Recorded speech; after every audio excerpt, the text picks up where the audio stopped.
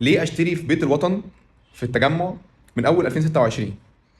في الحقيقه انا شايف ان دلوقتي منطقه بيت الوطن بقت من المناطق اللي هي يعني واعده جدا بالذات في 2026، علشان المنطقه دلوقتي بدا يحصل فيها تغيرات كبيره جدا.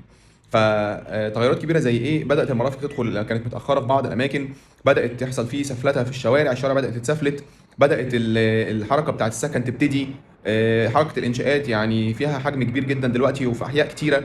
فاللي انا شايفه ان دلوقتي منطقه بيت الوطن بقت فرصه كويسه جدا للشراء، ان احنا نقدر نشتري دلوقتي وفي خلال وقت قليل جدا نقدر ان احنا نسكن. طيب ليه اشتري في بيت الوطن ما اشتريش في اي مكان تاني؟ اولا علشان الاسعار. دلوقتي الاسعار في بيت الوطن المتوسط سعر الشقه من 4 ل 5 مليون، ده متوسط سعر الشقه اللي هي الثلاث غرف نوم.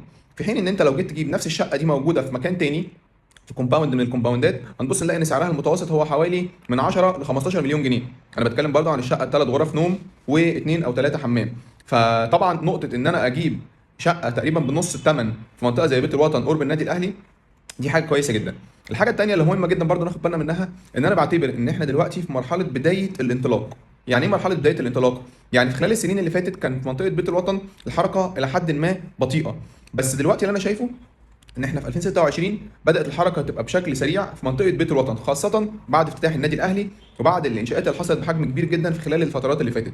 طيب تعال نشوف كده نفس الشقه اللي موجوده في بيت الوطن دي، لو جينا نقارنها بالشقه اللي شبهها في منطقه تانية زي البنفسج او الياسمين، هتبص تلاقي ان انت عندك في منطقه بيت الوطن مثلا الشقه اللي هي حوالي 4 مليون دي، زيها في البنفسج او في الياسمين تعمل لها حوالي 8 مليون كاش.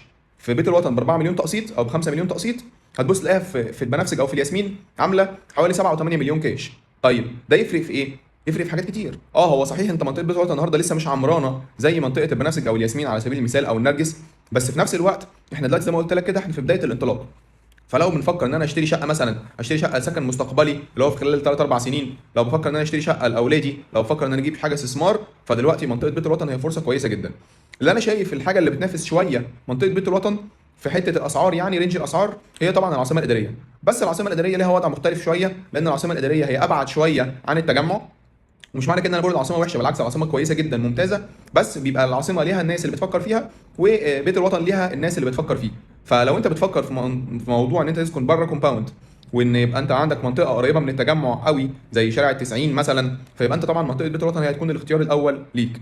خاصه كمان ان في ناس كتير بتحب موضوع الارتفاعات القليله، يعني الارضي وثلاث ادوار، ارضي واربع ادوار، وهو ده الوضع في بيت الوطن زي منطقه البنفسج وزي الياسمين وزي النرجس. فهي بقى منطقه تشبه ان هي اكتر يعني اقرب ليفلات من انها تكون عمارات، وبالتالي فعشان كده الناس اللي بتحب برضو الارتفاعات القليله، فانا بنصحهم طبعا جدا بمنطقه بيت الوطن، وخاصه في البدايه بتاعه 2026 الوقت اللي احنا فيه دلوقتي، علشان ده هيبقى في بدايه الانطلاق. عايز اقول لك ان دلوقتي في مثلا شارع اللي هو محور النوادي، او الشارع الفاصل ما بين الحي الرابع والحي السادس، الشقه النهارده في 2026 في بدايتها، النهارده الشقه تعمل لها حوالي كام؟ حوالي 7 مليون جنيه، وتقسيط على سنه وسنتين، يعني تقسيط فتره قصيره. طب ده معناه ايه؟ معناه ان ده رينج المنطقه اللي هيبقى فيه بعد كده، لما المنطقه تبدا تحصل فيها اعمال الانشاءات اللي هي بتاعت السفلته مثلا والمرافق تشتغل بشكل افضل، هيبقى ده رينج المنطقه المتوسط، وبعد كده هتوصل لاعلى من كده. يعني انا متوقع ان في خلال السنين اللي جايه منطقه بيت الوطن الشقه فيها هتعدي ال 10 مليون جنيه، اكتر هتكون اغلى من البنفسج والياسمين، بس طبعا ده بعد شويه وقت لما المنطقه تعمر وتبدا الخدمات فيها تشتغل بشكل كويس. فعشان كده لو انت بتفكر انك تشتري حاجه استثمار لنفسك بعد 3 4 سنين او لاولادك، فلازم تفكر في منطقه بيت الوطن. والسلام عليكم ورحمه الله وبركاته.